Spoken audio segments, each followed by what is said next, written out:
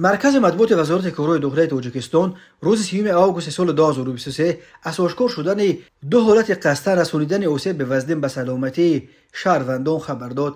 از جمله به شعبه وزارت کارهای داخلی یک در نوع رودکی با عریضه زن 60 ساله ساکن شهر حصار مراجعت نموده خبر داده است که شام 27 آگوست سال 2023 تخمینا ساعت 19:50 قدویش مرد 53 ساله ساکن نوع رودکی پسر 33 ساله‌اش را در خانه استقامتیش با کورد 3 مرتبه به اعضای بدنش زده است. در نتیجه جبر دیده جراحت‌های جسمانی برداشته در بیمارخانه بستری گردیده است. درباره سبب‌های مناقشه پدر با پسر در خبر چیزی گفته نشده است.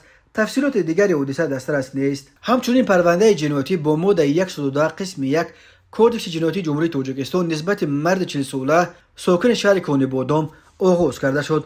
نامبرده 22 آگوست سال 2023 تخمینا ساعت 0:30 در حالت مستی هنگام در چایخانه قرار داشتنش با مرد 46 ساله ساکن شهر مذکور مناقشه نموده با مقصد قصد رسانیدن ضرر به سلامتی به دست و پایش به اعضای بدن آخرین یک چند مرتبه زده جراحت‌های وزن جسمانی رسانیده است. درباره سبب‌های مناقشه این دو ساکن کانیبادام در خبر چیزی گفته نشده است. تفسیرات دیگری زنوزنی در چایخانه معلوم نیست. وزارت کارهای داخلی گفت تفتیش این دو قضیه ادامه دارد.